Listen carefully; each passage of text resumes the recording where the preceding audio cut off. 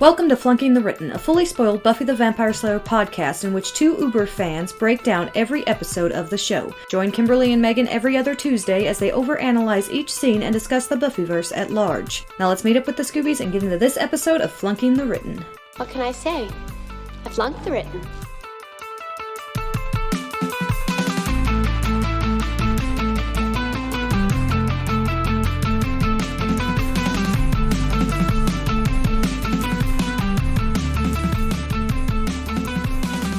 All right, Kim, we are ready to jump into our conversation of Helpless, which was written by David Fury and directed by James A. Cottner.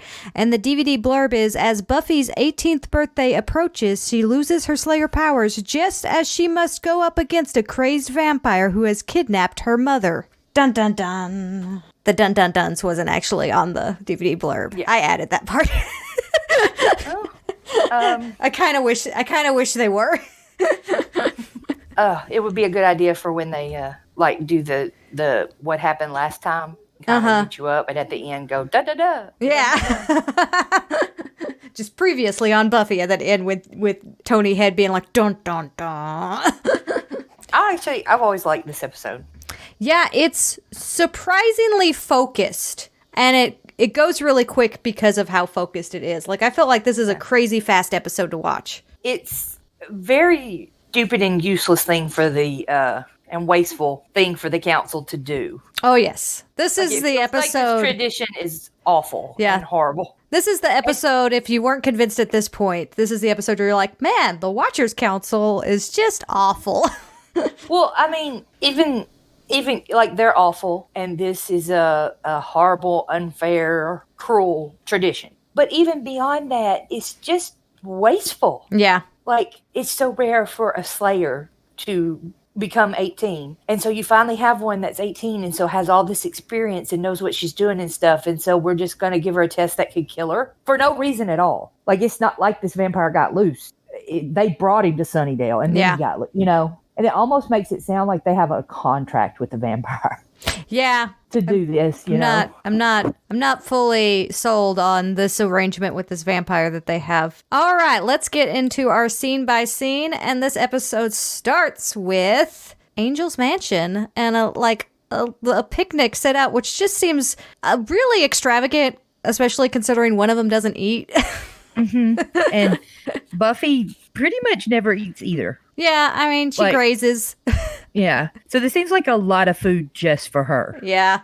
It's atmospheric food. Mm-hmm. Set in the mood for fisticuffs, because apparently they're sparring. And Buffy proves that she can take Angel. Yeah. Well, the script book actually calls the food gothically romantic. Gothically romantic. Oh. Yes, it's supposed to be gothically romantic. Oh, fan me. I'm blushing over here. It's a good phrase. I honestly think I'm going to start trying to use it more. Yeah. In everyday conversation. Gothically romantic. Yeah. I don't know how I'm going to work it into conversations, but I'm going to figure out a way to. Yeah. Well, you need to have a blanket and all this food here, mineral water and French bread. Just set it all out and be like, look how gothically romantic. Oh, man. I'm going to serve my family a gothically romantic dinner tomorrow night. Turns out it's just the same dinner we always have, but there's more candles this time, and they're on some fancy candlesticks, so it makes them look kind of gothic. All right, so Buffy stakes Angel with a baguette, which is also gothically romantic, and asks if he's satisfied, and he's like, I'm not sure that's the word, and then they get awkward again, because, what the heck are you doing, guys? What are you doing? Why are you doing this? Why are you doing this to yourselves? They kind of have a very stilted conversation about why they can't have satisfaction with each other. Mm-hmm. And it's this scene, every time I watch this scene, I'm like, why did it take them so long to realize that their relationship is doomed?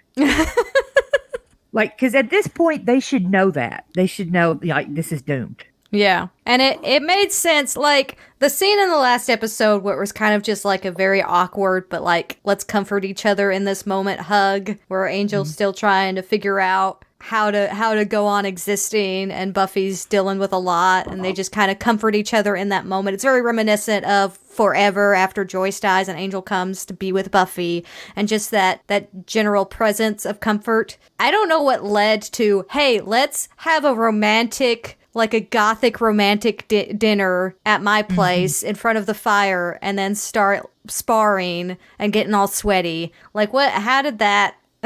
How did that come about? Yeah. I have no idea. And I personally have never been convinced that Angel and Buffy could never sleep together again. Yeah. I've never been convinced of that because, like, okay, so it was their first time together. So he had a moment of pure happiness, but like, he might not have it after that. It might have just been because it was the very first time. Mm-hmm. And like, I mean, and there's something to be said. We know Willow can reinsole him. Yeah. So, I mean, like, if you really want to be together, I guess you could try. Just every time they do it, just have Angel chained, just in case he changes. Yeah, just in case it's really good. Get a real kinky, but, sensible kinky, because he might turn evil, and we want to make sure he's restrained. Yeah. Oh. I'm just saying, I mean, like, I know there's no way they could test it or something, but, like, I've never been convinced that they can't. Well, there's something to be said for ignorance is bliss, and the fact that he was ignorant of the curse's loophole when they first. He's not. Yeah, now he's not. I think that there's definitely an argument to be said there, but I also understand you don't want to tempt fate, and especially so soon after everything that's happened. Mm-hmm. Neither one are willing to take that risk. So yeah, instead they just spar and get all sweaty that way, and have gothic romantic dinners. And after they talk a little bit, it's made aware that it's going to be Buffy's birthday. 18. She's going to be 18 years old, and Angel was trying to see if maybe they could do something, and she was just says that she already has something going on, and Angel very casually asks if it's a date. And that's when Buffy says it is, with an older man who's very handsome and likes it when I call him daddy. And the way that she phrases this just makes me go, ooh. Yeah. But I do like Angel's like, oh, it's your father. And then Panic is like, it is your father, right? Like, who else would it be? She spends time with you, Willow, and she slays. That's it. It is indeed supposed to be her dad, and he's supposed to be taking her to the ice show. And that's when we get a cut to a scene that's really uncomfortable to watch when you understand what's going on. Yeah, but yeah. Yeah. We just move away from that scene. Yeah. So yeah, you don't know at first. You don't know at first. Apparently, you just assume that Giles is really into crystals all of a sudden and really wants Buffy to learn about crystals.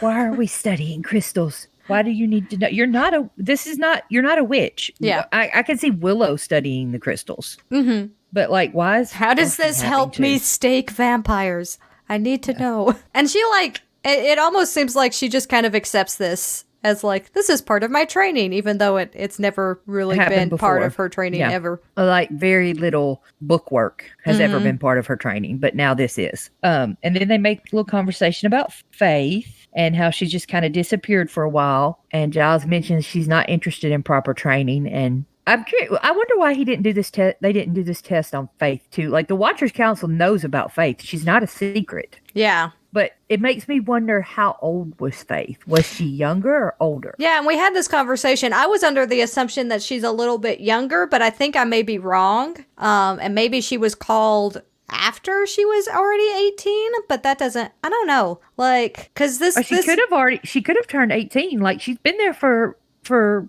like, what, 6-7 months now? Yes. So it could have been she's turned 18 to, I don't know. I always had it in my mind that she was a little bit younger than Buffy, but it's very ambiguous. My word stopped. How does that word phrase? I actually managed to find Go Ask Malice for $43. Oh. I didn't buy it because I still thought that was too expensive. And I saw it on eBay once for $22. Yes. And I went in to buy it and it was like bought that second. by Yeah, somebody I've else. had that instance once or twice where I've seen it at a good price, but I literally couldn't check it out before it was sold out. Like it was gone almost immediately. So yeah, I might need to go ahead and buy it at the 43. I don't know. I But don't know. obviously, after I read it, you can borrow it, of course. yeah. And if I happen to find the copy, I was going to offer you the same. In fact, I might even let you read it first because I'm terrible at reading books lately. But yeah, I feel like there's not, and that may have some answers to it. But I mean, I've even looked at the wikis, and usually the wikis count a lot of stuff outside of just the TV show. Mm-hmm. And I don't see anything about like an age or birthday for Faith. So I don't know like where she would fall in line in this. But in my mind, I've framed her as being younger. But there's something that I saw the other day. I think it was a quote from later in this season that makes it seem like Faith is supposed to be a little bit older than Buffy. Yeah. None of the stuff with the Watchers Council and Faith makes sense. Truth. Because like they knew about her. When she came to Sunnydale, she had a watcher. Yeah. Which means the Watchers Council knew that Buffy had died for a few seconds. Someone else was called. And that was a thing with Kendra too. Yeah. Why did they never tell Giles, hey, there's another Slayer? There's 2 of them now.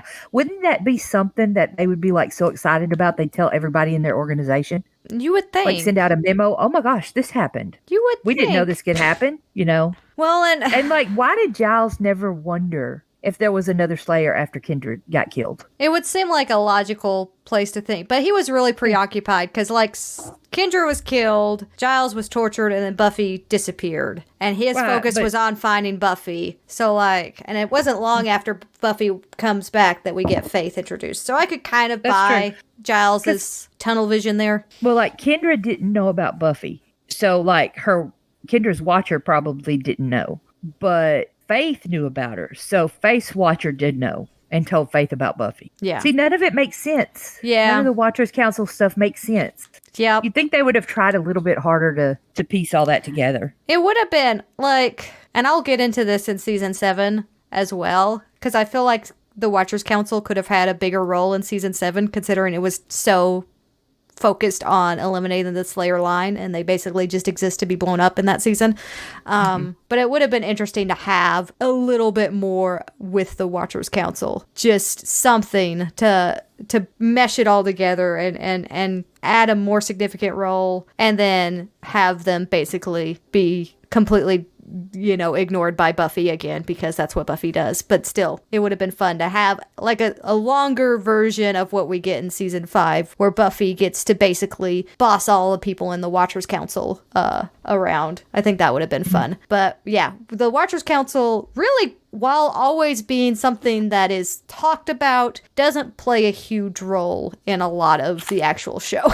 Mm-hmm. My little takeaway from this, though, is, again, I feel so bad for Faith. I really do. Because here you have Giles talk about Faith is not interested in the proper training, when clearly she is interested in training, because we watched Revelations and saw how interested she was in getting trained. And yeah, how excited she got. She just needs the right person to guide her. And I don't know why in Giles's mind in this moment it's appropriate to say something like that. He's even supporting this idea that Buffy says, she's like, I hate being the good one. It's like, Faith is the one that doesn't care about being a Slayer and the proper training and stuff, and you're the good one, like supporting that idea of. Well, yeah, but he kind of had to.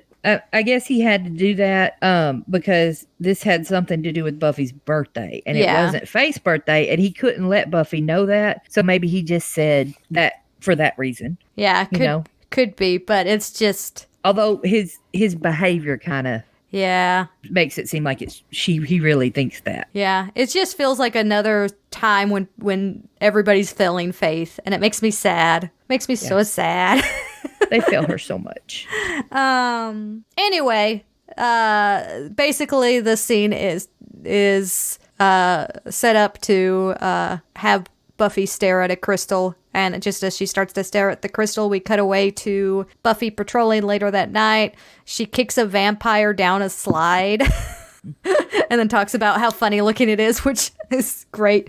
I really enjoy this kind of like happy-go-lucky version of Buffy that we get in these few moments, where she's just like, she's just having a good time beating up a vampire. It's very Faith-like. Yeah. Unfortunately, it doesn't last very long because she starts to like not be very good at beating up this vampire anymore. And eventually the vampire is able to take her to the ground and start to press her stake against her and asks her to let him know if he's doing this right. So that's not good. Yeah.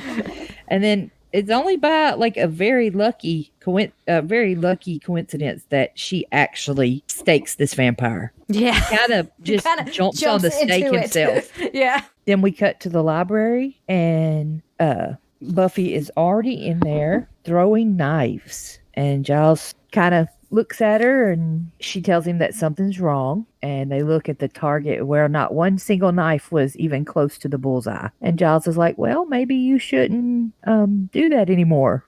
And then she tells him about the night before and that something's wrong. And Giles is like, oh, well, you're probably just sick. And then Buffy gets upset saying she can't be sick because she's going to the ice show with her dad. And Giles tells her to take it easy for the next few days and don't do patrolling. And she's like, no, I think I need to do more training. And then throws another knife and it crashes and she leaves. And then we are at the cafeteria. And it's Buffy, Xander, Willow, and Oz. Well, they're eating lunch. They're not in the cafeteria. They're sitting under a tree outside. And they are discussing the ice show that Buffy's dad is taking her to and how excited she is about it. Look, I know you guys think it's just a big, dumb, girly thing, but it's not. And a lot of those skaters are Olympic medal winners. And every year my dad buys me cotton candy and one of those souvenir programs that has all the pictures. And okay, it's a big, dumb, girly thing, but I love it. It's not so girly. Ice is cool. It's water, but it's not. They all kind of just continue talking because, it's Oz. Yeah.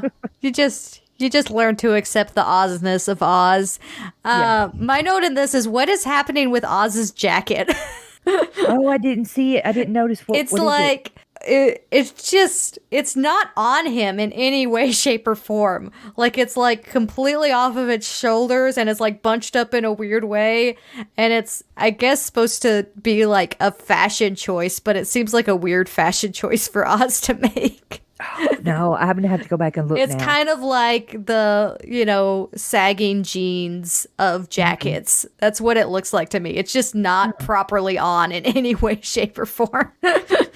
So anyway, they continue to talk about throwing a party for Buffy, and Buffy's like, no, I just think I need to have a nice, relaxed, time to just celebrate with quiet reflection. And that's when Xander's like, well, quiet reflection can be combined with cake and funny hats, can't it? Yeah. I like to assume that at some point they got together with a birthday cake and funny hats and just all sat in silence. And did quiet reflection. Yeah, did their quiet reflection. I would watch them do that. I mean, we'd watch them do pretty much anything. Turns out. So back at Buffy's house, you see a large floral arrangement, and Buffy comes in and is like, ooh, a present. And then Joyce, you can see, is very uncomfortable right from the gate and talks about that they're from Buffy's father and that his quarterly projections are unraveling and that he'll make it up to her later, and it's all in the letter. And Buffy folds up this letter just in the most I am never gonna read this letter kind of way that I've ever seen someone fold up a letter. Yeah, I thought that was weird. I figured you'd at least want to read it. Yeah. And she has the tickets there for the ice show, but obviously her dad's not gonna be the one accompanying her. Joyce offers to go with her, and Buffy's like, no, I was just talking about it'd be nice to have a quiet birthday. And Yeah, but I think it's the way Joyce offers to go with her. Yeah. Because she I can take off some time if you want me to go, kind of like, yeah, if I have to, I'll take off work. But, it's kind of, it always sounded to me like Joyce didn't want to. Well, and I don't know if it's that she didn't, for me, that read more like she was hesitant to offer because she knew how much of a tradition it was for Buffy and her father to do together rather than Joyce to be it. So she didn't want to seem like she was, I imagine it's gotta be a hard thing to navigate as someone who's separated but still trying to at least have some semblance of co-parenting, like in these early seasons that they seem to try to do. And then he becomes worse and worse as the series goes on. But I could definitely read it as, I'm not trying to replace your father, and I understand that you're upset with him, and I don't want to make it seem like I'm the better parent, so I'm going to approach this in a very careful way kind of approach that she may have had as well. But she may have also just not wanted to go to watch an ice show, because, Yeah, it's a nice show. it's an ice show. So, speaking of the Watchers Council, we got the Watchers Council. They're here in town. We've got Quentin. This is our first appearance of Quentin, isn't it? Yeah, I think so. I think so. I think, like, at this point, you pretty much have Giles and then a mention of a few people and then the Watcher, not Watcher in Revelations, and that's all we have Watchers Council-wise. So we have Quentin here, and they're in an old abandoned boarding house, and basically Quentin's asking how much... Yeah, it's creepy. It is creepy. Quentin's asking how much longer, and one of the, I guess, council named Hobson says 5, maybe 6 hours. And Quentin says, once you're finished, you and Blair can get some rest, but sleep in shifts. Because, there's a tall wooden crate there. And Quentin says, we're getting very close. The Slayer's preparation is nearly complete. And now we realize that these people are in town for the Slayer. Mm-hmm. We do not yet know that they're from the Watchers Foundation, or Watchers Council. Yeah, it is in fact one of these episodes that I really wish I knew what it was like watching for the first time, because I do not remember watching this for the first time, nor do I remember how much I knew about it, because I might have seen Quentin and been like, oh, well, that's the Watchers Council guy, or I might not have, because I can't remember what order I watched these episodes in. I did not, and I remember thinking that Giles was possessed for the next scene. Okay, so just briefly, I want to go back to the lunch scene when they were having lunch, because I just looked that up, and Oz's jacket is weird. You are not wrong. That's why Oz, why. Okay, cool. Maybe they were trying to start a new trend or something. Maybe. It didn't catch on. Fortunately not. Okay, so the next scene, Buffy is back in the library and is talking about the ice show. Giles is completely distracted and preoccupied, giving her crystals, and gives her the great big crystal again. And Buffy's still kind of talking about it's the kind of thing fathers do with their daughters for the ice show. And Giles is telling her to look at the crystal, and she says if someone were free, they would take their daughter or their student or their slayer. And very, very obviously trying to get Giles to go to the ice show with her. Giles is completely ignoring everything that Buffy says, just trying to get her to concentrate on looking at the crystal. And so she does. And then all of a sudden, she kind of, I don't even know the word for it, but she does it really well. Like, it is in a trance. Yeah. Almost immediately. And then Giles watches her for a little bit and then pulls out a shot or a needle and fills it with some bright yellow liquid. What's weird? Why is it bright yellow? And injects it into her, then puts it all up, and then pulls Buffy out of the trance. And I remember very clearly the first time I watched this episode, I was like, oh my gosh, Giles is possessed with something. Something possessed Giles, and she's going to have to figure it out. And it didn't even occur to me that Buffy not having any strength had anything to do with Giles's possession. Yeah. Like, that they were connected. I thought Giles was just doing it because he was possessed, you know? And so Buffy's like, hey, did I zone out on you? And he was like, well, why don't you call it a night? And she leaves. One thing that I want to point out in this episode, Buffy is very dressed down. Yeah, I kind of noticed that too. Like, yeah, in the episode where she's fighting the vampire, she's wearing like an oversized, kind of like short raincoat and sweats. At the end scene, she's wearing overalls. Right now, she's wearing like a sweater and cargo pants. And I mean, she's still stylish and everything, but dressed way more down than she normally is, and also covered up a lot more than she normally is. You know, there's none of that dressed for a different season in this one. Yeah. Same with Cordelia. Maybe they shot this one in the middle of an ice storm or something. Maybe they actually had to be warm in this one. Yeah, I made a note somewhere that she seemed to be much more like practical in her dress than we normally see Buffy, especially when she was patrolling. I was just like, oh, she's actually wearing like sneakers and like clothes that you wouldn't care if they got kind of scruffed up. That's smart. So it's the next day, and Buffy and Willow are walking outside of the school and talking about Amy the rat. So we have some continuity there, and Willow's all excited about all the toys and the accessories that she's buying for Amy the rat. And Buffy's like, yeah, but what about changing her back into a human? And she's just like, oh yeah, well, I'm still working on that part. But I just got her the cutest little bell. And off in the distance, you can hear Cordelia arguing with a boy who's shouting at her for standing her up or standing him up and making him look like a big old dum-dum in front of his posse, which even Cordelia has to call him out on. Yeah. And and I like that. That's not a word. Not even in the late 90s. That wasn't a thing. No. I like that Cordelia just flat out says, dude, you're a rebound. Yeah. And tries to leave, and then he grabs her, and so Buffy attempts to intervene, and he pushes her, and she like flies backwards, and lands on a bench, and then Cordelia like starts hitting him, over and over again. So he had no problem hurting Buffy, but he wasn't going to hurt Cordelia, apparently. Yeah, and she even made him look bad in front of his posse.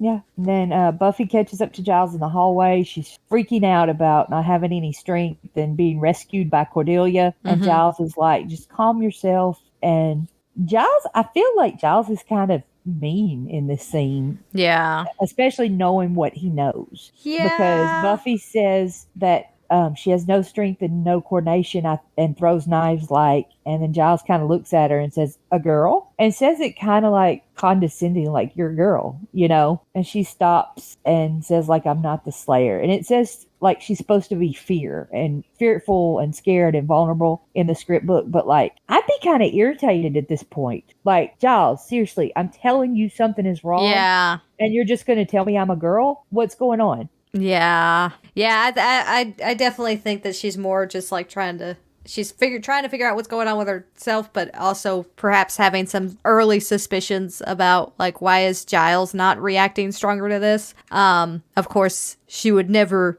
jump to the conclusion. I was like, oh, he's the cause of it, because that seems ridiculous. And so she's probably just like confused by why he doesn't seem to be that nervous about it.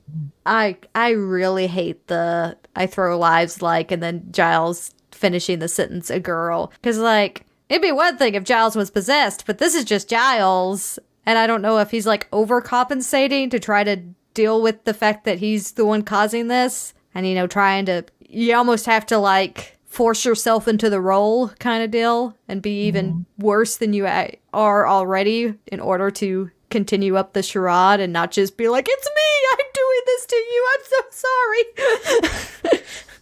But I don't know, like I can't get behind Giles in this scene at all, because I'm just like, there's ways that you could deflect this without just being the worst. Oh man. But yes, Buffy continues to be like, well, please, kind of pleading with her eyes, and Giles says that he gives her his word that they'll get to the bottom of it. And then we have a cut to Quentin saying, you're having your doubts, and we're at the boarding house, and he and Giles are there talking about crucimentum, which is apparently what they're calling it. I'm not entirely sure I pronounced that correctly, but I'm going to go with that. Literally the only time we hear that word. Yeah, and I looked it up. It's Latin for torture. Oh, wow. So they're literally like, yeah, it's not easy. It's not easy doing this, but it's the way it's been done for centuries. We're just torturing these girls, and that's just what we gotta do. Wow. Tough break, I know. And I'm just like, worst. Oh. But yeah, Giles says it's an archaic exercise in cruelty, and yeah, I agree with that. And basically says that it involves locking her up weakened, defenseless, and then unleash that on her, nodding to the crate that we saw earlier, the very large crate that exists. And then Giles makes a point here, like, if anyone of the council still had actual contact with a Slayer, they would see, but I'm the one in the thick of it, which I like that's something that he acknowledges. Like, you don't understand what we put these girls through. Yeah. That's kind of surprising, but, like, why does no one have contact with a Slayer? That is their entire purpose. Yeah. You know? And Travers just tells him he's not qualified to make the decision because he knows the Slayer. Yeah. And then there's You've got to treat him just like a weapon, not an actual human being. Well, and then there's a couple of lines that were cut out. Giles says, well, after Travers says you're too close, Giles says, I'm not. No test is necessary of her, especially not one as perverse as this. I'm appealing to you as a friend and colleague, Quentin. I know you can put a stop to it. And then Quentin's supposed to be struck by Giles's words, like he's thinking about it. And then it goes back to him saying, I'm sorry, that a Slayer must be more than, just physical strength and stuff, which is back into what was in the episode. Yeah. He kind of tells Giles, when this is over, Buffy will be stronger for it. And Giles is like, or she'll be dead for it. Yeah. I'm really surprised that Giles even did this. Like, the way he's so protective of Buffy, Yeah. Well, and you go back to, like, something like Prophecy Girl, where there's a very clear understanding that it has to be Buffy. Like, it's a prophecy. It's not just, like, some old bureaucratic nonsense. It's a prophecy. It has to be Buffy. And even in that scenario, he's just like, no, I'll just go fight the Master. I'll do it. I'll do it to protect Buffy. And that's 2 seasons ago. So but now he's making her weak so she can be tested. Yeah. It just seems strange to me. And I think again, if you had the Watchers Council have a little bit more presence up until this point and really show just how much under their thumb Giles is and how hard it is for Giles to sever this tie, then it could have had more of an impact and made more sense why Giles would do all of this. But, like, Giles is shown to not have a good relationship with the Watchers Council. Pretty much left out of everything. Never invited to any of their special camping trips. Never gotten a memo when he was supposed to get a memo. Why would he be breaking his back for these people to hurt Buffy? It doesn't make sense. It really doesn't make any sense. Anyway, it cuts to a little bit later in the conversation, and Quentin is saying that if Buffy's everything that Giles says she is, then there's nothing to worry about. And Giles leaves, and then we have our other little watcher guy come up and asks if he can make a run, and then there's loud screaming from inside the crate, and Quentin says, take care of it. And so they go and open the locks that surround the crate and open up the crate, and inside it we see a straight-jacketed vampire, and Quentin's just kind of telling them to get on with it, and they pull out some pills and put it on like an elongated spoon to give to the vampire. Kralik is his name, and they feed him the pills and then give him a drink of water, and Quentin says that that's enough, and so they seal him back up. And yeah, Kralik's pretty cool. I like him. He also plays Rack, so that's fun. He is Rack. He is. I knew he looked familiar. So we are at the library, and Willow's super excited because she found a curse on Slayers and then realizes that it's a curse on lawyers. And I'm just save that for later. Angel's gonna need it. Yeah. Definitely gonna need it. And then Oz and Xander have a nerdy conversation about kryptonite. So I guess they're back to being buds. They seem pretty comfortable with each other.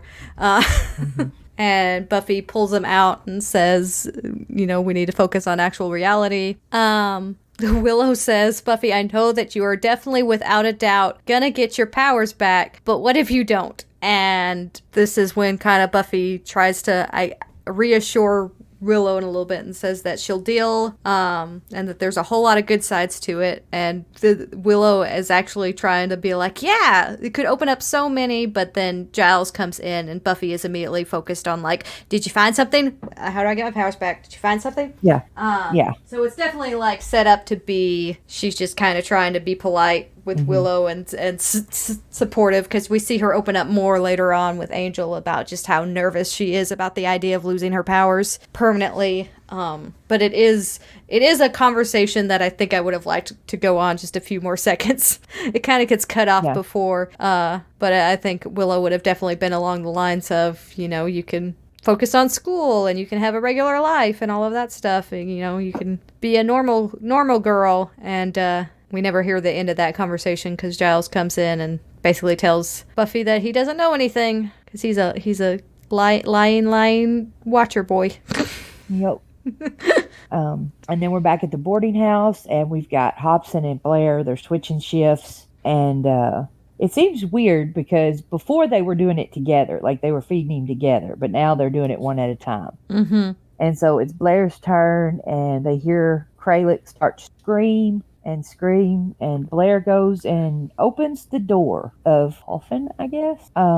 And then it's like, I'm going to get your pills. And we see Kralik kind of tear the arm of his straitjacket open. Mm-hmm. And he keeps asking for his pills. And then we have Blair go just full workplace violation everywhere. He gets way too close, giving him the pills. And Kralik kind of like lured him into it. But then grabs him and, has dinner. Yeah. So here's my thing. There was a shift change right before this. Yes. Like, he goes in, they can hear him from their bed because he's just like, oh, it's your turn, it's your shift. So they can hear him thrash and scream and stuff like that. How does the other guy not hear Blair die here?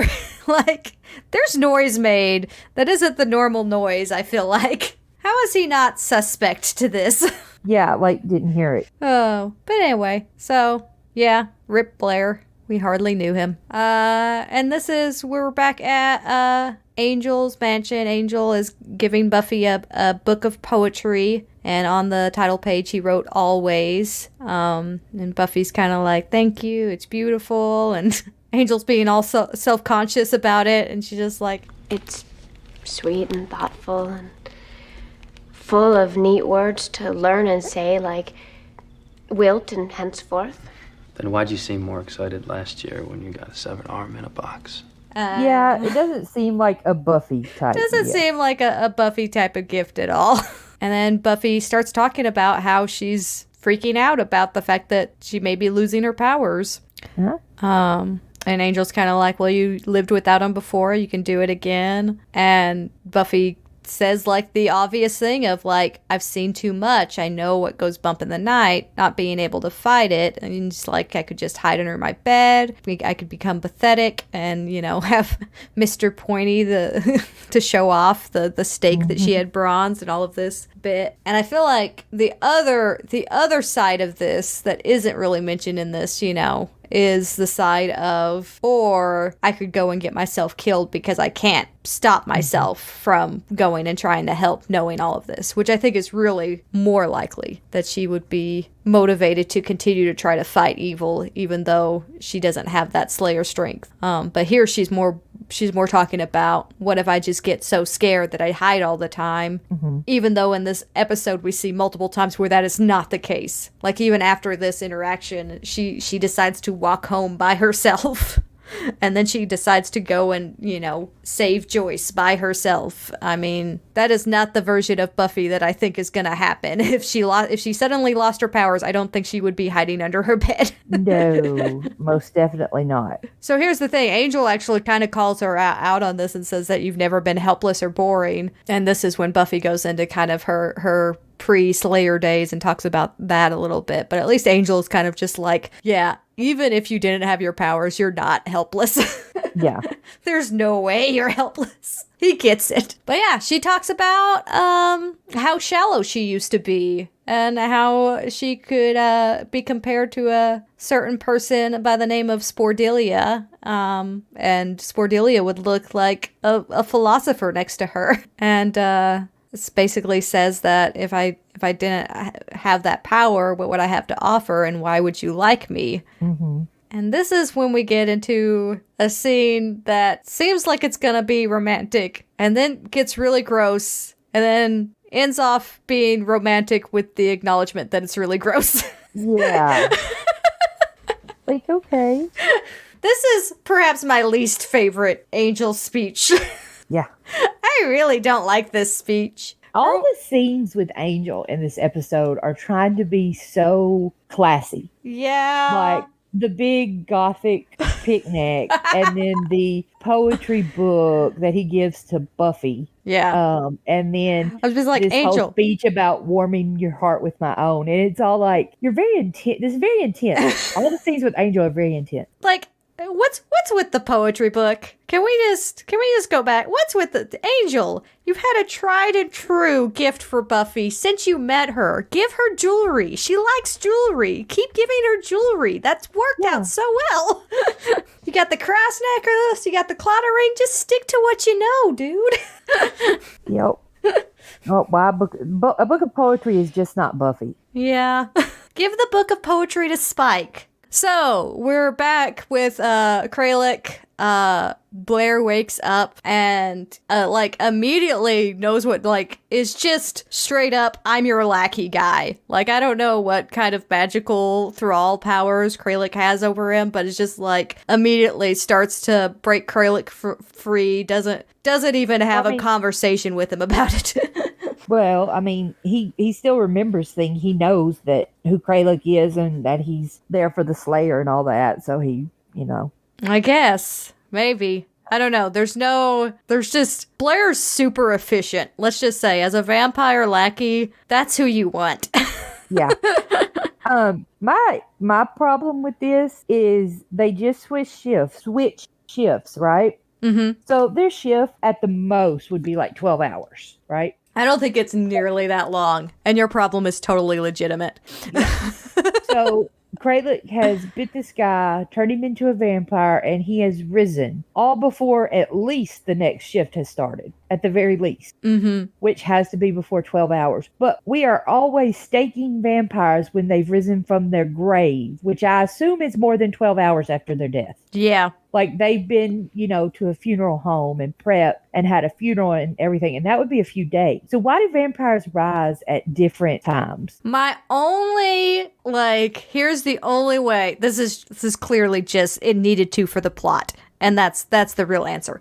It varies per plot device. But if I actually wanted to explain it, because there is a line in here where he says, I was afraid I drained you too much. I do that sometimes. So maybe Kralik knows the more you drain them, the faster they turn. Does that make sense? You can drain them up to a point where they'll turn much faster than if you leave more in there. All these other vampires are just taking a tiny bit or something? Well, I think a lot of times when you turn a vampire, you don't drain that much. Truthfully, you drain enough to kill them, but you don't drain that because they have to feed from you too, which is a whole nother thing. How did that there's a lot. How did Kralik pull all this off? I don't know. It doesn't matter. He's escaped. He's out. It could be the draining thing. Yeah. So after he releases Kralik says, thank you. That's much better. And he says, it's a game, We're not going to play by the rules, but that doesn't mean we're not going to play. Mm-hmm. And then tells him to go call in his friend and they'll discuss it over dinner. Yeah, it's just delightful. Every line of dialogue he has is really fun. He got such a great personality to him. So yeah, presumably after Kralik and Blair have left, Giles is here. The timeline on this is, again, woof. Giles comes in, looking for Quentin, and instead basically finds out that the Kralik's gotten loose and Hobson is dead and everything's terrible. And how gross does this crime scene have to be that when Giles takes off running out the door, he's trying not to gag? Yeah. I mean, it's Giles. Mm-hmm. It's got to be pretty bad. Yeah. Which, based on some of the stuff that Kralik has taken the time to do, probably pretty bad. But, God, that's this is the longest night ever. It really is a long night. Because, holy cow, man. Let's see here. I'm looking. So they're taking shifts at night. So presumably it's already a pretty far in the night for them to switch shifts. And then that's the start of all of these events that unfold. Mm-hmm. Wow. That's a lot. So yeah, Buffy's walking home alone because that seemed like a good idea. And there's apparently some guys hanging out really late at night, as we've established, super late at night, and just being gross and asking for lap dances as Buffy's crossing. She pauses for a second, but then just keeps walking, and then comments about how dumb it was that she didn't take up Angel's offer. There is no way with her in her weakened state that Angel would have not walked her home. Yeah, seems Absolutely unlikely. No way. He would not have just been like, you want me to walk you home? And her say no, and him go like read some more poetry by his gothically romantic picnic. I mean, he would have walked her home. Yeah, you're not wrong. So then Buffy runs into Kralik and kind of runs away from him because that's really all she could do. And then she runs into Blair too and runs away from him. And then she tries to go up a chain link fence and can't. So she goes under it, runs out into the middle of a road. And luckily, the second car that drives by is Giles. Yeah. I don't really know that it's kind of a long scene, her fighting and trying to get away from them, but I don't know that there's really anything except her trying to get away from them. Yeah, my one note is that the first car, like, she, like, runs out in front of it, throws out her arms, screams, "Stop, please, I need help." And that car, like, swerves and just keeps going. And I'm just like, that's, like, the most realistic thing that I've seen. Because if somebody in the middle of the night in Sunnydale is just like, "Help me," and somebody who lives in Sunnydale knows anything about Sunnydale, they're like, "Nope." Yeah, that's what I'm thinking. Like, it is Sunnydale, you know. They're just like, not doing that. The next car stops and it's Giles, and he opens the door, tells her to get in, and they take off with Blair trying to grab her out of the car. And then we see Kralik standing in the road holding Buffy's coat. Mm-hmm. Yeah, a bright red coat, like Little Red Riding Hood coat. Yeah. Coat. And then Buffy's in the car, and she's like, I couldn't fight. This is cut out. Yeah. That was cut out. I've got little notations around it that were cut out. Buffy's sitting in the car and she's kind of, I couldn't fight. And then Giles tells her, don't speak. And then shame washes over Giles and he swallows hard and then turns his eyes back to the road, and Buffy sits there crying and says, I was helpless. No. But that part inside the car was cut out. So the next part we see is Buffy wrapped in a blanket in the library, and she's saying, you know, when I hit him, it felt like my arm was broken, and I can't be just a person like that. We have to find out what's happening. Mm-hmm. And then he put the little case that he had the needle and the medicine, or I guess poison, whatever, the stuff in, which is like a brown leather case, because like everything the Watchers Council does is like that. Yeah. So even stay on brand. Stay on brand. Even a needle to torture your Slayer with has to be in a special brown leather case. And Giles says that he shows it to her and says it is a combination of muscle relaxers and adrenal suppressors, and it'll wear off in a few days. That's got to be some stout stuff. Yeah. That's got to be really, really strong stuff. Well, he's given it to her several times, though. Yeah, but still, to have that effect and to last several days on a Slayer, that stuff's not to be messed with. Bright yellow. Anything bright yellow, you have to know is dangerous. Yeah. He starts explaining about the crystals, and Buffy is just in shock, stunned. And Giles says, it's a test, Buffy. And then he says what it's called again. The cruciuminium or whatever. And that's the second time we hear the word. I thought that other one was the only time. So I just connected this. I'm completely interrupting you for this point that doesn't really matter that much, but I just connected this because you kept pointing out that it's bright yellow, and then I went back to the Xander Oz conversation, and Oz does confirm that gold kryptonite is the power sucker. There you go. That didn't occur to me. I just thought it was weird because, like, when do you ever see colored medicine in a syringe? Yeah. Like, ever. Yeah. When it's kryptonite. When it's Slayer kryptonite. When it's Slayer kryptonite. Yeah. So there you go. That's the reasoning. Yeah, that's why they were talking about it. So then he explains that it's given to Slayers if they reach their 18th birthday because, you know, once they're that trained and that good at their jobs, we want to kill them all. Yeah, makes sense. And he's like, the Slayer is disabled and trapped with a vampire foe she's got to defeat. The vampire you were supposed to face is Zachary Kralik. He's basically a torturing serial killer before he became a vampire, and was criminally insane. Yes. And then Buffy throws the thing at him. You bastard. All this time you saw what it was doing to me. All this time and you didn't say a word. I wanted to. Liar. In matters of tradition and protocol, I must answer to the council. My role in this was very specific. I was to administer the injections and to direct you to the old boarding house on Prescott Lane. I can't hear this. Buffy, please. Who are you? How could you do this to me? I am deeply sorry, Buffy, and you have to understand. If you touch me, I'll kill you. Then Cordelia comes in. She sees them all upset and 2 portraits of misery, as it says in the script book. The script for this one is very fanciful. Mm-hmm. There are 2 portraits of misery. 2 portraits of misery next to their gothically romantic picnic. And Cordelia sees them and she's like, "It's the world ending." It's awesome. It's so awesome. It's perfect comic relief after this like intense scene between Buffy and Giles. And she says she has to research a paper for tomorrow, but if the world's ending, she's not going to do it. Again, think about what time of night it's gotta be.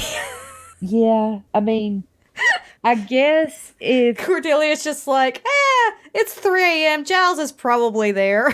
Well, I mean, okay, let's say it's winter, so it gets dark at what, 5? Yeah. So we don't know. Maybe they switch shifts at like 6 or something. Maybe, but truthfully, and then now it's only like 9 o'clock. Right. Even I don't know. I can't imagine it's earlier than like 11. Yeah, I think so too. But like they always hang out in the library in the middle of the night. Yeah, I mean, Cordelia just knows. She's just like, Giles will be there. I can go get a book. Buffy starts to leave, and Giles is like, "You can't go home alone." And Buffy says, "I don't know you." And then Cordelia again. She's like, "Did something take her memory?" He's Giles.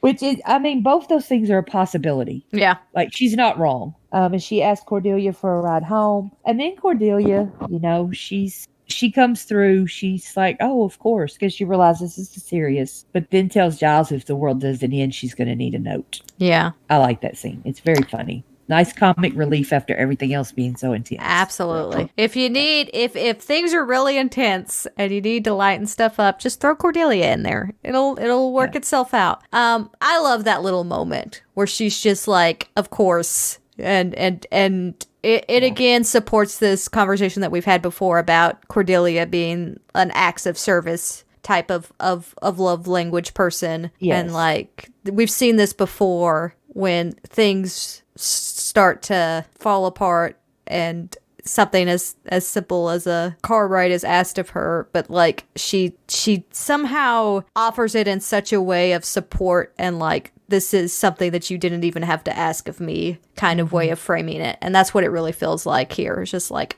absolutely, you didn't even have to ask kind of deal. I will give you a ride home in this moment. Yeah. And it reminds me of the one after Jenny dies in Passion, where again she's asked for a ride and she says, of course. There's just something about that, the way that she delivers that, where I'm just like, oh man, she is just like, yeah, it's I can see it in this one. Yeah. Like there's something there, especially here, I think, after she's had that falling out and the fact that she quote unquote doesn't really like these people. The fact that she has this moment of just like, I would obviously give you a ride home. Way something serious is happening. Yeah. You're clearly going through something. Man, what I wouldn't give to be a fly on the wall for that ride. Yeah. Okay, so the next scene is we're at Buffy's house and Joyce is at the table paying bills and doing household stuff. And she hears crying. And so she goes to the front door and opens it. She sees someone bald at the end of the step wearing Buffy's coat. And my only note for this is, Joyce, you know better.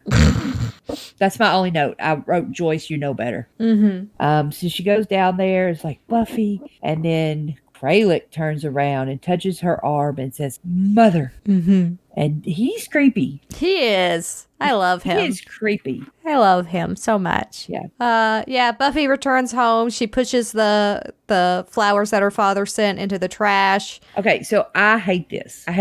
Okay. When she does that in that little trash can. I have a huge pet peeve about people putting giant things in little trash cans. And I hate it when she does that. I thought it on TV and movies all the time to be dramatic. And it's like, why? That's literally the only thing you're going to fit in that trash can. You're going to have to take the trash out now. I thought it was going to be. I thought it was going to be something like really deep and profound that you were going to get into. And you're like, no, big thing doesn't go into little thing. Exactly.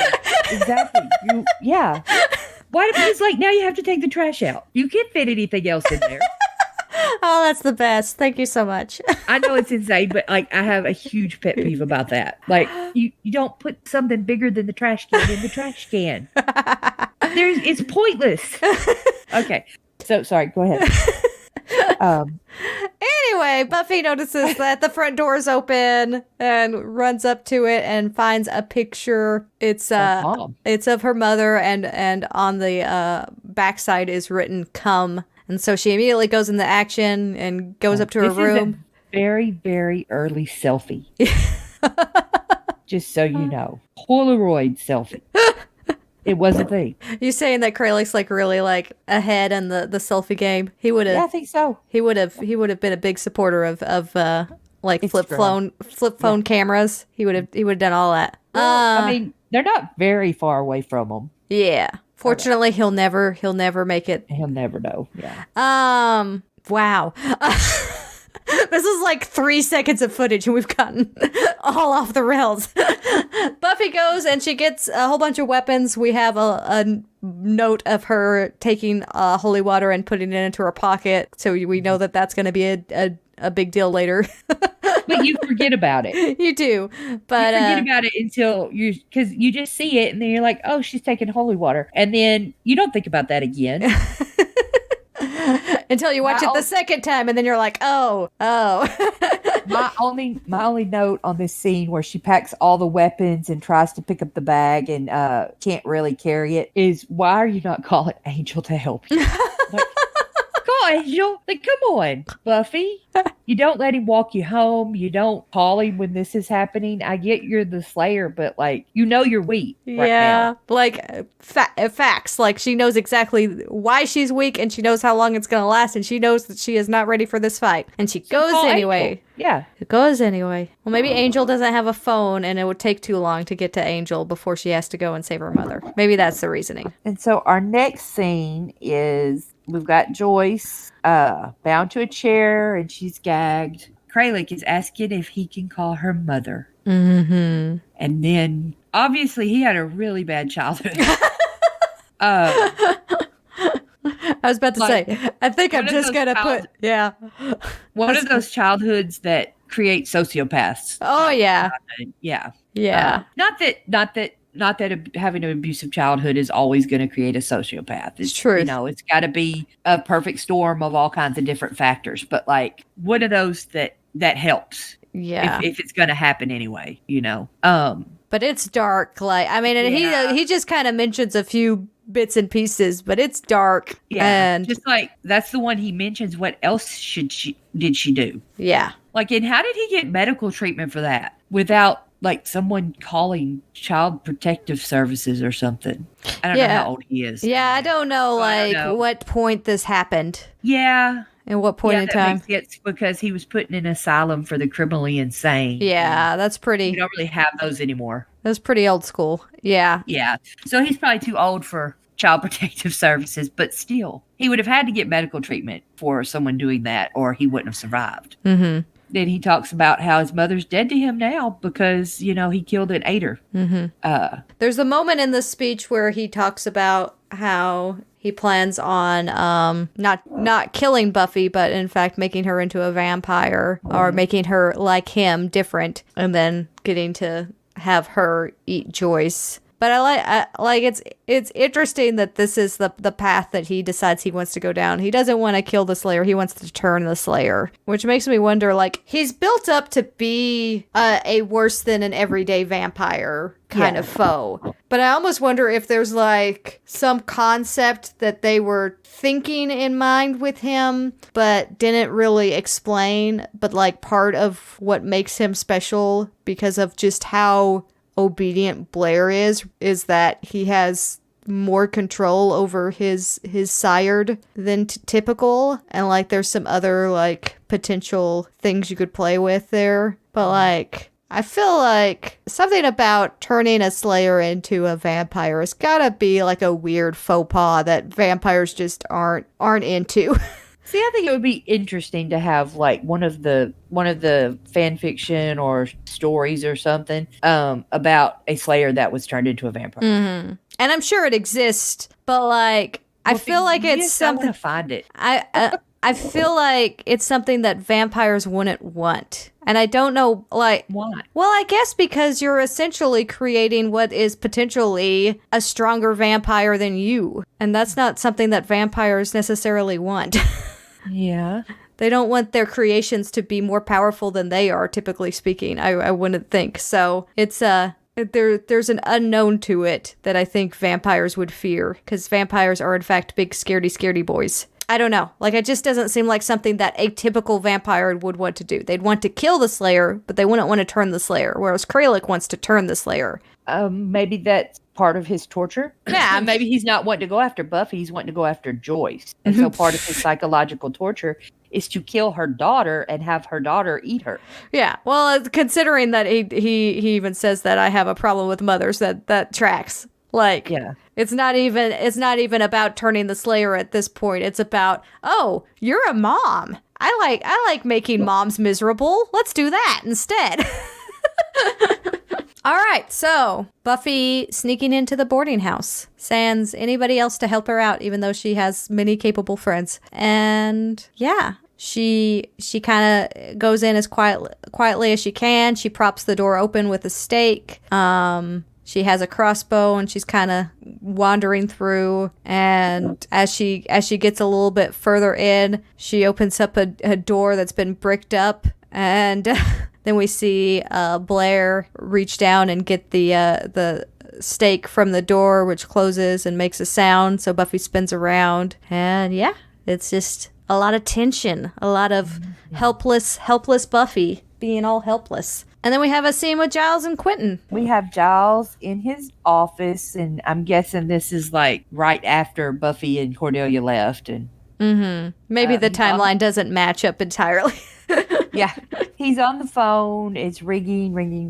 And then he hangs up, and Travers comes in. Giles is like, hey, I've been trying to call you. And Travers says that he was watching by the boarding house. And so, like, they know... Travers knows what happened, and Giles is like, your perfectly controlled test spun out of control. And he's like, I've told Buffy everything. And Travers says that's in opposition to the orders. And then Giles is like, I don't give a rat's ass about the orders.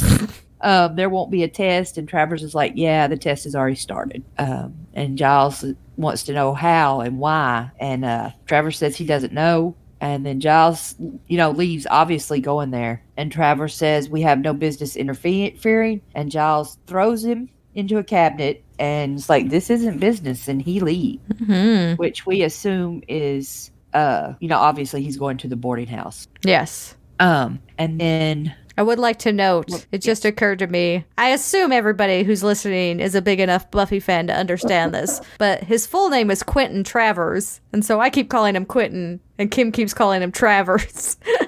But it is in fact the same person. Well, it's because I'm referring to notes in the script book. Yes. Like sticky notes that I put all over the script book. And in there, it refers to him as Trenton. That's why I call him that. You just combine the two names. Not Trenton, Travers. It refers to him as Travers. Okay, so then we're back at the boarding house, and Buffy drops her bag with all the weapons in it, which kind of leads me to wonder who buys all the weapons, because they leave weapons places all the time. Who buys them? Does the council buy them? Is the Slayer expected to do it herself? Because like a lot of those are pretty expensive. Probably. Is Giles buying them? I would assume it's probably Giles. But well, and I mean, question. Yeah, like I mean, obviously they acquire axes and whatnot through whatever means, but we've seen them take time to whittle their own steaks, so there's definitely some hands-on. Yeah. Well, I mean, you can't really buy. I mean, where are you going to buy a steak at? Those kind of have to be homemade. But to be fair, though, like you would think, after years of understanding that your purpose is to wage war against the vampires, the Watchers Council would come up with some efficient way to manufacture steaks. It wouldn't be that difficult of a thing to set up. You know, or at least have like a something that they can send out with the active watcher that's just like, just put a piece of wood in there and crank it and you get a sharpened steak. Just a giant pencil sharpener. Just make a giant pencil sharpener for the Slayer, please. Anyway, so yeah, Buffy drops her bag. And yeah, there's a encounter with Blair. Blair goes after her. She fires the crossbow bolt but misses. And there's just a bit of a back and forth, and eventually Buffy's able to pin Blair underneath a bookcase, and then she grabs not a pitchfork. What's the one of those fireplace thingies? I don't own a fireplace. One of those pokey thingies, or like some wood mover rounders or something by the fireplace, and just whacks them. Those fireplace thingies, you know? Yeah, I know what it is. Why could I not think of the word? Anyway, it's a metal pokey pole that she smacks him around a bunch. It's literally called a poker. All right. Oh, she grabs her bag. She does have her bag now, and she runs off to another part of the boarding house, and this is when Kralik just starts like saying hide and seek real creepy in the background. Hide and seek. Hide and seek.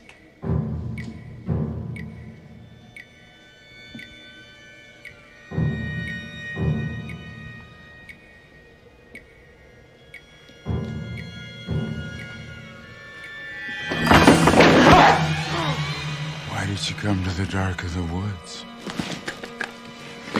To bring all these sweets to grandmother's house. And he grabs her hand with a cross in it and like pulls open his jumpsuit, shoves her hand in, and smiles as like it starts burning him and smoke comes out. He's like, a little lower there. And then he ends it with "Thank you very much."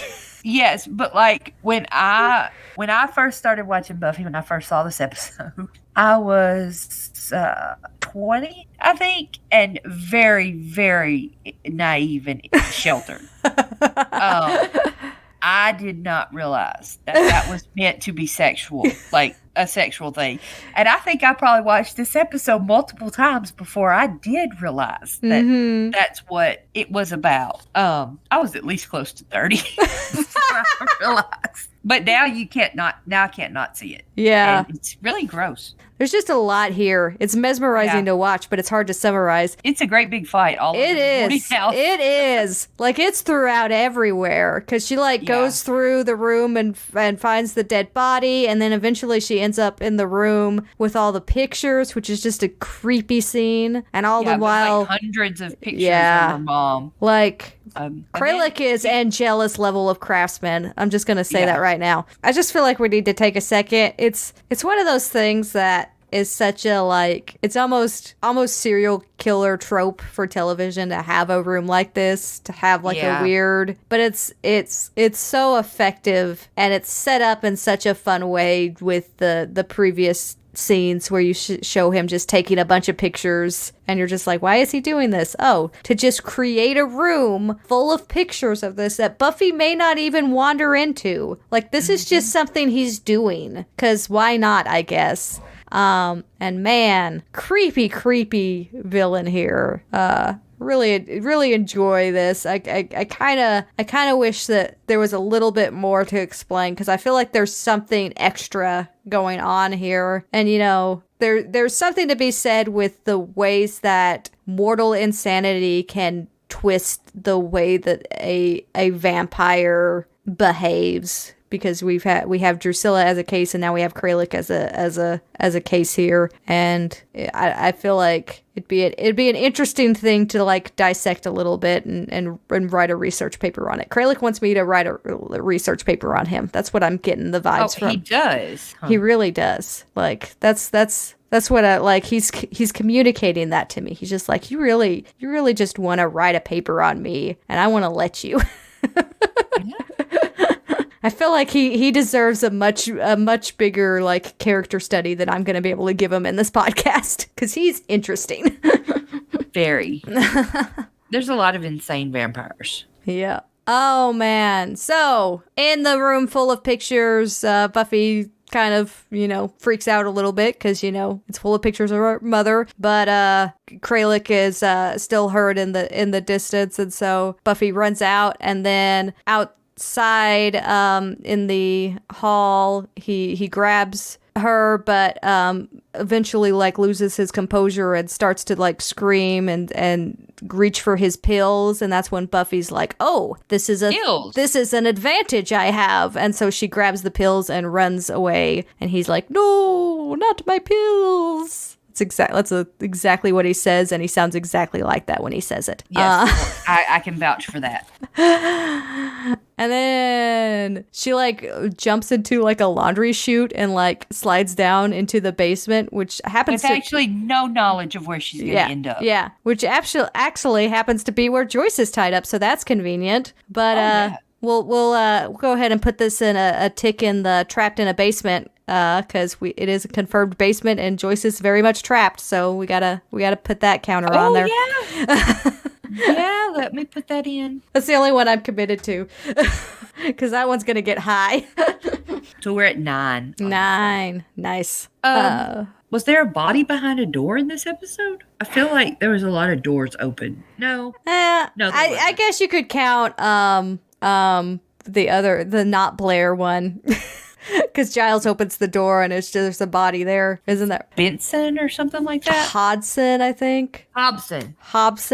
All right. Hobson. Are we counting him? Sure. Count him. I think that qualifies. Giles opened the door and that was a dead body right there. So yeah, it could have been another Buffy jewelry on the counter, but Angel just doesn't. Angel didn't stick to his gift giving history there. I don't understand. So yeah, she lands in the basement and she tries to untie her mom, and then the door is blown open and Kralik comes down the stairs screaming about his pills. Where are they? Where are they? She like half-heartedly tries to get by him, but he grabs her and takes the pills. Mm-hmm. And then goes and takes some and grabs a glass of water that's on the table and drinks it down. And then he stops. And he is surprised because he's got pain in his belly. Mm-hmm. And Kralik wants to know what she did to his pills. And she shakes her head. No, she didn't do anything to his pills. And holds up the container of holy water. And Kralik, kind of trembles and cracks and is dead. Yeah. Turns into dust. Yeah, it's interesting. Like, it's one of those things that it makes sense, but also I feel like it would take more holy water than that to actually kill a vampire. Yeah, because when you throw that much on them, it just kind of burns their skin. Yeah. I feel like that would have put him out of commission maybe for a while, but I don't know that it would have killed him. Yeah, I think it could have like weakened him, and then she could have gone up and staked him, and that would have been like, that's perfect. That makes sense. I get that. But while his body is like smoking and cracking and everything, Buffy says, if I had the Slayer's power, I'd be punning about right now. Mm-hmm. Until I read the script book to prep for this podcast, I always thought she said pummeling. Oh. And so it's funnier now. Yeah. Because I always thought she said I'd be pummeling right now, which makes sense. Yes, she would. Yeah. But I just thought that was kind of interesting. Yeah. I've always heard it as punning. So I never even had that experience of realizing that wasn't a funny line. The first time I realized was reading this. I'm like, oh. That's what she was saying. And it makes more sense. Oh, yeah. I'm like, oh. Okay, then she moves to her mom, and she wants to untie her mom, but she can't because they're too tight. And her mom, who doesn't know that she's helpless now, is like, well, can't you just break them? And Buffy's like, yeah, no. Then all of a sudden, the other vampire is there, and he is not happy. I guess he misses Kralik or something. I don't know. He's sad. He's a lonely vampire boy. And then Giles tackles him and stakes him. Yep. Giles and Buffy and Joyce left in the room. Yeah. So, like, presumably right after this, they go to the library because Buffy's still like, go to the library and I guess Joyce just goes home. She's like, all right, y'all have a good night. I don't know what happens to Joyce here. Right? Have her at the library. Have her be involved. Like, have her, like, appear to care. Like, Buffy's in terrible shape. I don't understand. Anyway, they're back at the library. Joyce went home. She was sleepy. She's got work in the morning. She doesn't want to take Buffy to the ice show. And Quentin's congratulating Buffy and, saying that the council is very pleased with her performance and Buffy's just not having any of it. Oh, she is mad. Yes. Quentin says that he understands that she's upset and she says, you understand nothing. You set that monster loose and he came after my mother. And Quentin says you think the test was unfair. And I'm just like, that wasn't even supposed to be the test. You meant he got out. That wasn't the test. That wasn't even what you supposed to be locked in there with him. Yeah. Once they laid out. So. Yeah. So, one, that wasn't the test that you set out to do because, one, it factored in her mom being involved, and you lost 2 of your guys to this vampire, so that's a thing that you're just like, we're so pleased with how this all turned out. I'm just like, God. Yeah, I know. Human lives mean nothing to you. But he explains that they're not in the business of fair. They're fighting a war. Giles corrects him and says that they're raging the war and she's the one that's actually fighting it. He's not wrong. He's not wrong. In fact, very much that is accurate. Quentin says that Buffy passed, but Giles failed in his duties as Watcher and is fired. He says that he has too much affection for his charge and has rendered him incapable of clear and impartial judgment. Because, Oh, ooh, cool. What? Yeah. And he said that it would be best if he had no further contact with the Slayer, but that he doesn't expect that he would adhere to that. And he was basically told that he is not to interfere with her new Watcher or countermand his authority in any way, or he will be dealt with. So 2 things. When he says that about you have a father's love for the child and that's useless to the cause, Buffy's face, Sarah Michelle Gellar does that so well. Mm-hmm. Her face changes while he's saying this, and she's just like shocked, and then looks like she's never been so touched. Mm-hmm. It is just her face, and it's in a second, but she does it so well. Yeah. And then Travers says, if you interfere with the new Watcher or try to countermand his authority in any way, you'll be dealt with. But what authority? The Watchers have no authority over Buffy. They never have. Truth. They just send this new guy and expect Buffy to start obeying him. No, she's not a robot. Well, I mean, she is later, but right now she's not a robot. It's just, yeah. So what you're saying is the Watchers Council should have just hired Warren to make them a bunch of Slayer bots. It would have been perfect. Yep, there you go. That's what they wanted all along. Yep. It's not in a leather package. It doesn't work.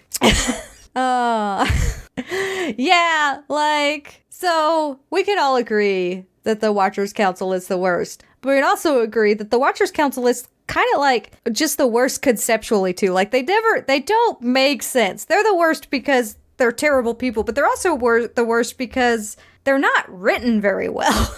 They're not written in a way that makes sense. For them to want to have their thumb on the Slayer so much, yet basically give them free reign and not really do anything. Mm-hmm. It's just, it doesn't make any sense. That's good. Yeah. I agree. But yes, Quentin leaves. We're all happy that he's gone. Buffy tells him to bite her. And he says that she's a colorful girl. And then we have this very tender moment where Buffy starts to try to like clean her wounds, but she's in so much pain, and Giles goes and does it for her, and you just have this like, you know, little moment of closure. Like I complain a lot, like we have these big blow ups and we don't have a closure scene at the end. This is a nice little moment of closure that Giles is still here for Buffy, and Buffy still needs Giles, so it's nice. And then we have a tiny little scene at the end that's really just a gag to kind of lighten up the mood again. It's the Cordelia shows up scene, but it's not Cordelia this time. It's just the gang hanging out in the kitchen of the Summers household. Willow's panicked because Giles was fired, and how could Giles possibly be fired? Buffy kind of tries to calm her down while just... I guess this is their birthday celebration. They're making peanut butter and jelly sandwiches and having a chill birthday, I guess. I don't know if that's supposed to be the implied... she wanted a quiet reflection birthday. Yeah. Peanut butter and jelly. That screams quiet reflection. But yeah, it's just a cute little tag onto the end of the episode with the Scoobies being the Scoobies. And as Buffy goes to open up the peanut butter jar, she can't get it open, and then Xander offers because sometimes she just needs a big, strong man. And he calls her a little lady. Yes. And then he can't open it himself, and instead asks Will to help him. Which is wonderful. Yes. Just wonderful. It's a very cute, you know, we'll have a little bit of moment of this episode was harsh and terrible and quite terrifying in places. So here's our gang. Don't we love them so much? And we do love them so much. Yeah. Well, and that's that's the show. Mm-hmm. It's very focused on an event that doesn't make sense. Yes. And I think what shines out to me and why I love this episode so much is the performances are just top notch. Like, and it's almost entirely like Buffy and Kralik here steal the show for me. Like Giles has some good moments, but Buffy and Kralik just magnificent performances across the board there. There's not a single scene that I don't enjoy either one of them in. They're so good. All right. What do we got next? What's next on the docket? The Zeppo. Oh, Xander. That guy. Yeah.